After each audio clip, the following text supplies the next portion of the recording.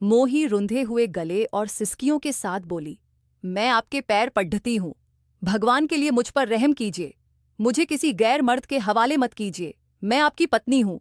मैं किसी और के साथ कैसे सो सक। मोही की बात अभी पूरी भी नहीं हुई थी कि सजन ने उसे बेरहमी से झटका दिया और पीछे धकेल दिया। उसकी आंखों में प्यार की जगह एक खौफनाक चमक थी। सजन ने क्रूर आवाज में कहा, तुझे वाकई क्या लगता है मोही कि मैंने तुझसे शादी अपनी बीवी बनाने के लिए की है? नहीं, तू मेरे लिए सिर्फ एक सौदा है। तेरे माँ बाप ने तुझे मुझे सौंपा है क्योंकि मैंने इसकी कीमत चुकाई है। उन्होंने खुद कहा था कि मैं तेरे साथ जो चाहूं कर सकता हूं, चाहे तो तुझे रखूं या तुझे बेच दूं। सजन की बातें सुनकर मोही जैसे पत्थर की हो गई। आंखों से आंसू तो गिर रहे थे, पर अब उनमें कोई शोर नहीं था। उसे पता था कि उसके माँ बाप उसे बोझ समझते थे, पर वो उसे इस तरह जीते जी मार देंगे, इसका उसे अंदाजा भी न था।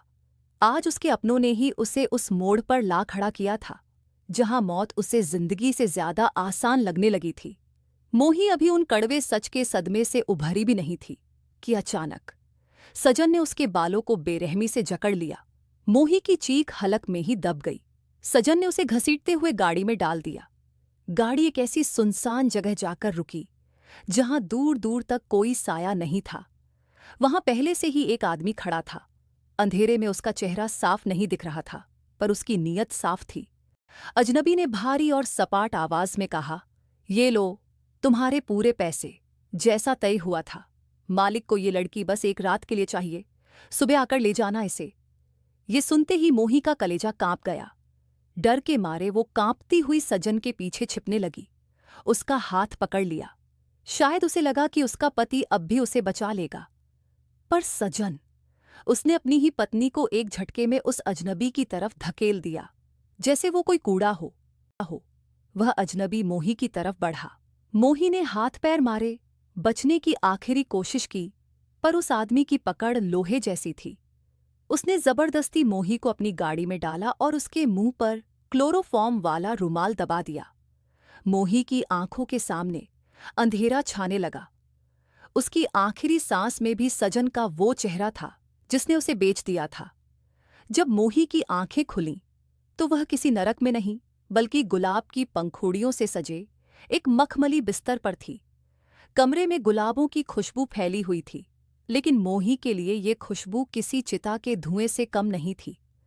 वह होश में तो थी, पर उसकी रूह जैसे कहीं पीछे उसी सुनसान सड़क पर छूट गई थी। कमरे में रोशनी धुंधली थी और हवा में शराब की तीखी गंध घुली हुई थी। मोही ने भारी आंखों से देखा।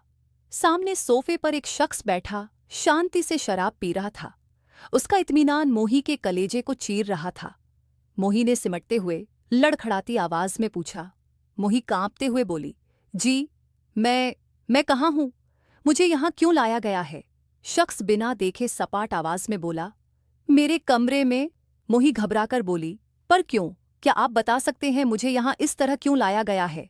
शख्स ग्लास मेज पर रखते हुए, सिर्फ एक काम के लिए, मुझे खुश करने के लिए। मोही के पैरों तले जमीन खिसक गई। उसे लगा जैसे सांसें हलक में अटक गई हों। वह बदहवास होकर चिल्लाई। मोही रोते हुए बोली, देखिए, आप गलत समझ रहे हैं। मैं शादीशुदा हूँ। मेरा एक घर है, पति है। खुदा के लिए मुझे उनके पास छोड़ दीजिए। वह शख्स अपनी जगह से उठा। उसके जूतों की आवाज कमरे के सन्नाटे में गूंज रही थी।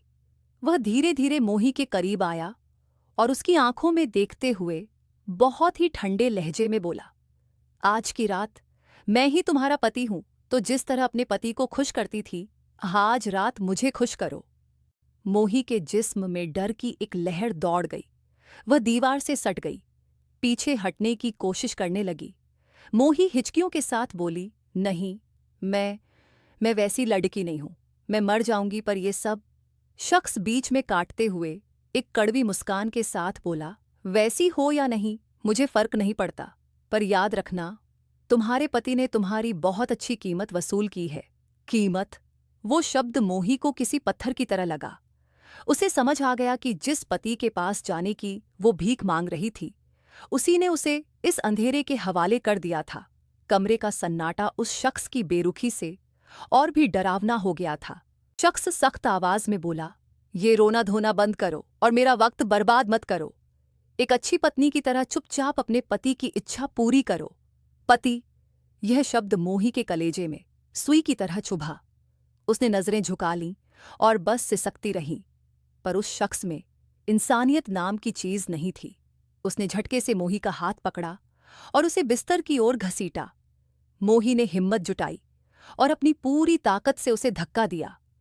वह पागलों की तरह दरवाजे की तरफ भागी, पर इससे पहले कि वह बाहर निकल पाती, उस शख्स ने रिमोट से दरवाजा लॉक कर दिया। कमरे की कुंडी गिरने की आवाज मोही की आखिरी उम्मीद के टूटने जैसी थी।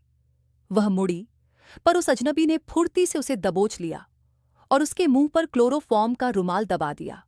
मोही की आंखों के सामने सब धुंधला होने लगा और फिर सब काला पड़ गया। जब मोही को होश आया, कमरे की ठंडी हवा उसके शरीर को छू रही थी।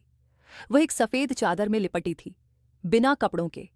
जैसे ही उसने गर्दन घुमाई, उसके रोंगटे खड़े हो गए।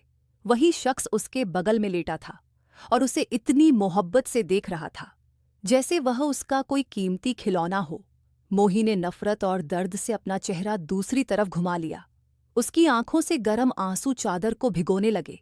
तभी उस शख्स ने पीछे से अपनी बाहें मोही के गिर्द कस लीं और उसके कान के पास फुसफुसाया।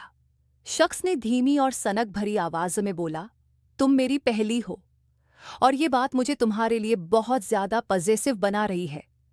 अब तुम मुझे हर रात के लिए चाहिए।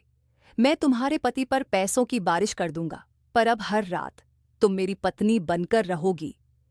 ये सुनते ही मोही का दिल जोर जोर से धड़कने लगा। डर, शर्म और घृणा का एक तूफान उसके अंदर उठ रहा था। उसने डर के मारे चादर को अपने हाथों में कसकर भींच लिया। तभी उस शख्स ने उसकी गर्दन पर एक गहरा और प्यार भरा चुंबन लिया। तभी दरवाजे पर जोरदार दस्तक हुई। नौकर बाहर से बोला, साहब, बाहर कोई आदमी आया है। वो किसी मोही नाम की लड़की को मांग रहा है।